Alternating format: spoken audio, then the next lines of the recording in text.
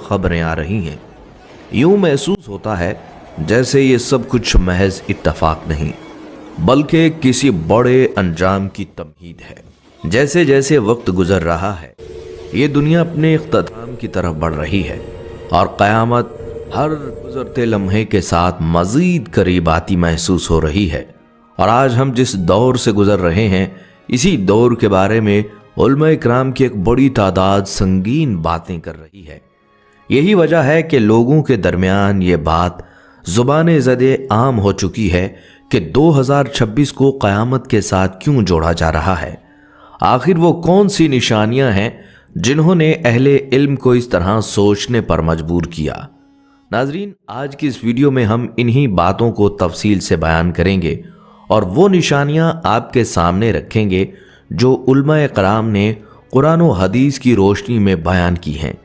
लिहाजा वीडियो को स्किप किए बगैर आखिर तक ज़रूर देखिएगा। नाजरीन गिरामी, उलमा इकराम की जानिब से जो बात बार बार सामने आ रही है इसकी एक बड़ी वजह वो हालात हैं जो दुनिया ने 2024 और 2025 में देखे। ये वो साल थे जिनमें आसमान से आजमाइशें मुसलसल नाजिल हुईं।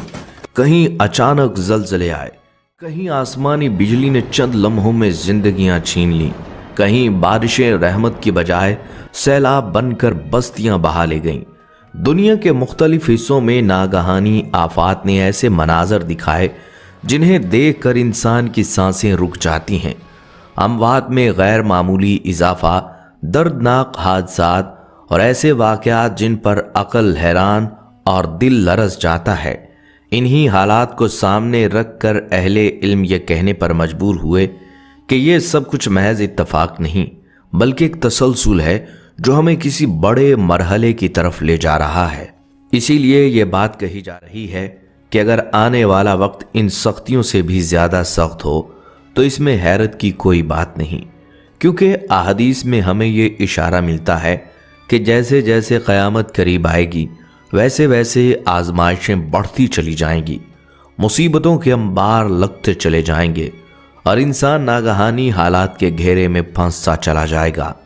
आज का इंसान भी इसी कैफियत में जिंदा है। कोई मुआशी तंगी का शिकार है, कोई मुआशरती उलझनों में घिरा हुआ है और कोई अपने ही घर के अंदर सुकून ढूंढते ढूंढते थक चुका है। नाजरीन, ये बात भी वाज़े रहे कि क़यामत का दिन हक है, खा कोई माने या ना माने।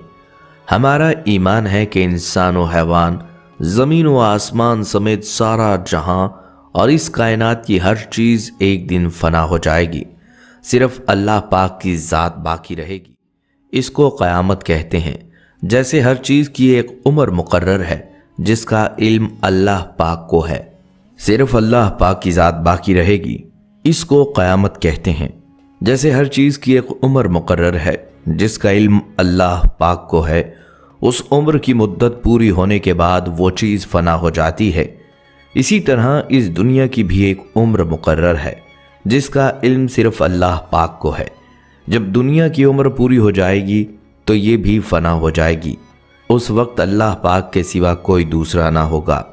क़यामत के दिन पर ईमान लाना मुसलमानों का बुनियादी अकीदा है और बड़े बड़े उलमा कराम क़यामत के करीब ज़माने की जिन निशानियों की तरफ सबसे ज़्यादा तवज्जो दिला रहे हैं उनमें एक नहायत हैरान कुन और वाज़े निशानी वक्त का गैर मामूली तेज़ी से गुजर जाना है।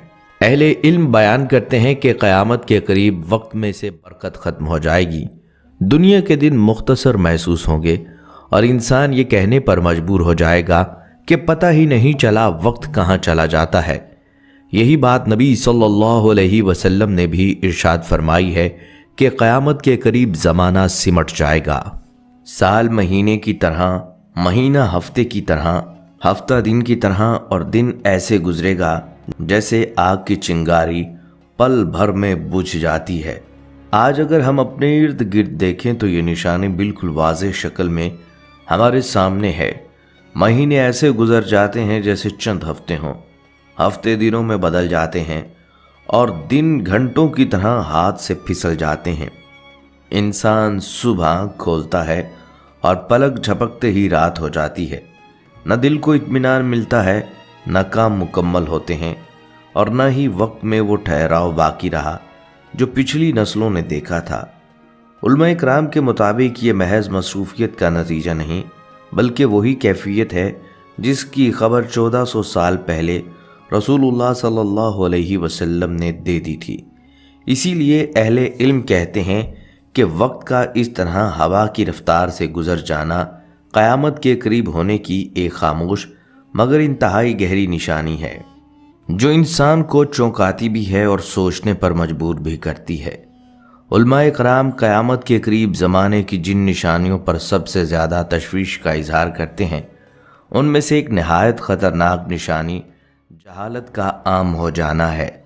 یہ بات بظاہر حیران کن محسوس ہوتی ہے، کیونکہ آج ہم مصنوعی ذہانت، خلائی سائنس اور جدید ٹیکنالوجی کے دور میں جی رہے ہیں، جہاں انسان کی ترقی عقل کو دنگ کر دیتی ہے، مگر اس کے باوجود حقیقت یہ ہے کہ علم دین کے اعتبار سے جہالت پہلے سے کہیں زیادہ بڑھ چکی ہے۔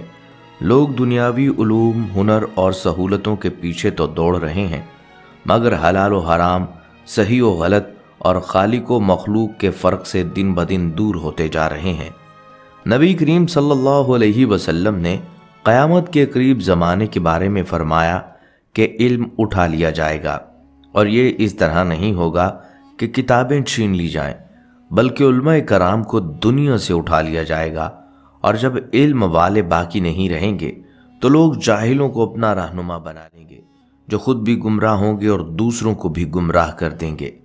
آج اگر ہم پچھلے 2 سالوں یعنی 2024 اور 2025 پر نظر ڈالیں تو بڑے بڑے صاحب علم اور امت کی رہنمائی کرنے والے کئی جید علماء اس دنیا سے رخصت ہو چکے ہیں، اور یہ سلسلہ مسلسل جاری ہے۔